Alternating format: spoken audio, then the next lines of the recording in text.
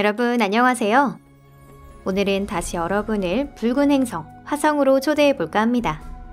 사실은 오늘 화성을 떠나기에 안성맞춤인 이유가 준비되어 있습니다. 최근 과학자들이 화성에 관한 상식을 완전히 뒤엎을지도 모르는 몇 가지 흥미로운 발견을 했는데요. 화성 지하에 대량의 호수가 있다는 것을 보여주는 발견을 한 것입니다. 어쩌면 그것은 바다일지도 모릅니다. 여러분, 이것은 토픽입니다. 오늘 영상에서는 그런 사실들에 대해 여러분들께 자세히 알려드리도록 하겠습니다. 그럼 시작해볼까요?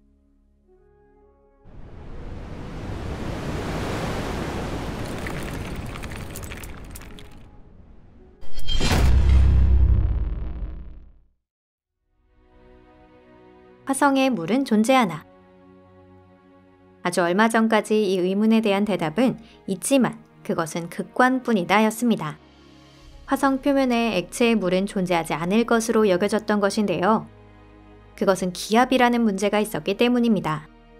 지금으로부터 수십억 년 전, 화성은 대부분의 대기를 잃었습니다. 이 원인에 대해서는 아직 완전히 밝혀지지 않았습니다. 화성에 남겨진 몇 안 되는 가스의 막에 의해 지표 부근의 기압은 6헥토파스칼로 유지되고 있습니다. 이는 지구 표면의 약 170분의 1에 해당하죠. 기압이 내려갈수록 물이 끓어 증발을 시작하는 데 필요한 온도도 내려갑니다. 그리고 그 반대도 마찬가지이죠. 에베레스트 정상에서 뜨거운 차를 마시거나 수프를 끓일 수 없는 것은 바로 이 이유 때문입니다. 에베레스트만큼 고도가 높은 곳에서는 물은 100도가 아닌 불과 69도에서 끓기 때문이죠. 반면 화성에서의 기압은 더 낮기 때문에 얼음은 녹기도 전에 기화해버립니다. 이 현상을 전문가들은 승화라고 부르고 있습니다. 다만 예외도 있습니다. 충분히 깊은 도랑 바닥에서는 기압이 상당히 높기 때문에 물이 다른 지역과 같은 0도 전후가 아닌 10도에서 15도 정도에서 끓기 시작하는 곳이 몇 군데 존재합니다. 이론상 그곳에 작고 마른 늪이 존재할 가능성이 있지만 아직까지 실제로 발견된 적은 없습니다. 하지만 화성에는 과거 물이 존재했고 수량도 많았다고 알려져 있습니다. 태양계에서 가장 높은 화산으로 알려진 올림포스 산도 과거에는 섬이었다고 하는데요. 태양계 제4행성인 화성에서는 호수나 강의 흔적이 종종 발견되고 있으며 최근에도 그러한 발견이 있었습니다. 이번에 전문가들의 주목을 받은 곳은 화성 북반구 적도 부근에 위치한 마르스 협곡입니다. 이 협곡에는 역수로라 불리는 어둡고 거대한 능선 같은 구조가 몇 킬로미터에 걸쳐 전체에 뻗어 있습니다. 그러한 능선 중 하나가 비교적 최근에 발견된 것이죠. 이쪽의 이미지를 보시면 보다 쉽게 이해하실 수 있을 겁니다. 이 산등성이들이 바로 오래전에 말라붙은 암석질의 강바닥일 것이라고 전문가들은 추측하고 있습니다. 참고로 이미지에 호수가 선명하게 찍혀 있다는 점도 주목해 볼 만한데요. 강은 이 호수로 흘러들었거나 반대로 이 호수에서 흘러나왔을 것으로 보입니다. 하지만 강바닥이라면 골짜기처럼 보일 텐데 왜 지금은 화성의 지표가 솟아있는 것처럼 보일까요? 아마도 이는 주위 토양의 성질과 관계가 있을 겁니다. 토양은 침식되기 쉽고 부드러운 성질이지만 강바닥은 아까도 언급했듯이 암석질로 되어 있습니다. 어쩌면 토양이 풍화되며 흩날려 버렸을 가능성도 없지는 않죠. 과거 마리넬리스 협곡에 존재했던 빙하. 마리넬리스 협곡은 화성 중에서도 특히 신기한 장소로 손꼽힙니다. 전체 길이 4,000km가 넘는 이 협곡이 만약 지구에 있다면 중국의 거의 전역을 서쪽에서 동쪽으로 횡단할 수 있을 정도입니다.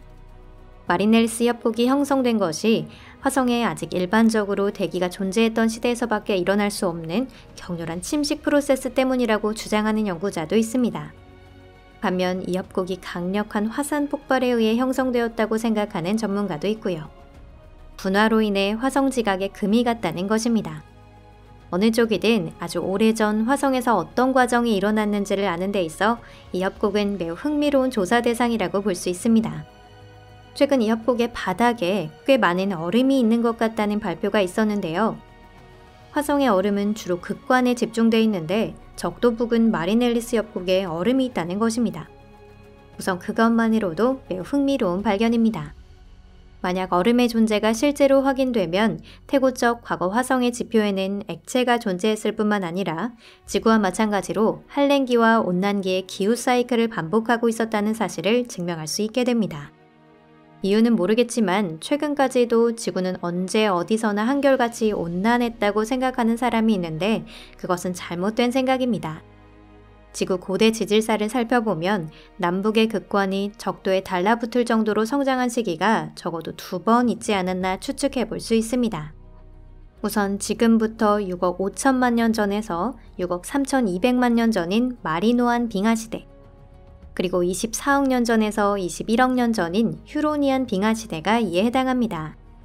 휴로니안 빙하시대에 대해서는 아직 자세히 알려져 있지 않지만 매우 장기간에 걸친 무시무시하게 강력한 빙하기였을 것이라 추측하고 있습니다.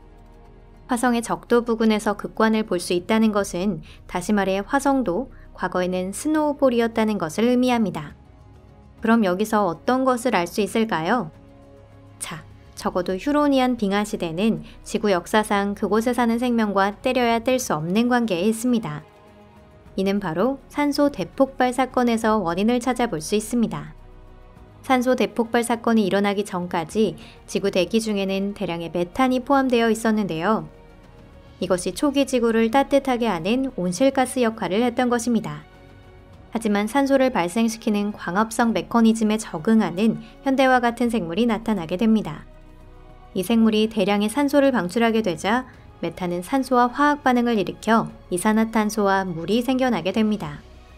이렇게 해서 대기 중의 메탄은 감소하고 그에 따라 온실가스 효과도 사라졌습니다.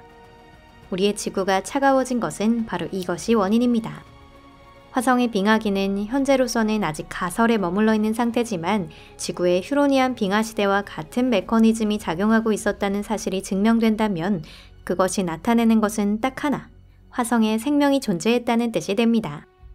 게다가 지구와 같은 시나리오로 원시적인 혐기성 생물에서 광합성을 진행하는 호기성 생물로까지 진화했다고도 생각해 볼 수 있습니다. 지하 호수. 최근의 발견 중에서도 가장 재미있는 건 이제부터 알려드릴 내용입니다. 역시 마리넬리스 협곡과 관계가 있는데요. 이 협곡 바닥, 지표로부터 1m에 해당하는 최상부층에서 월등히 많은 양의 수소가 발견되었다는 각국의 보고가 있었습니다. 이 현상을 간단히 설명하자면 화성의 바로 이 영역, 이곳 지하에 물이 있다는 뜻이 됩니다. 아마도 물은 얼음 상태로 존재하고 있을 것입니다. 지구에서도 이와 같은 현상이 존재하고 있는데요. 여러분도 잘 아시는 영구동토입니다. 영구동토는 캐나다, 러시아의 광범위한 지역과 남극 대륙 전체에 퍼져 있으며 영구동토가 전혀 없는 것은 오스트레일리아 대륙뿐입니다. 아프리카 대륙조차 고도가 높은 지역에서는 때때로 볼 수 있습니다. 툰드라와 타이가에는 영구동토 위에 토양이 존재하는 지역이 많이 있습니다.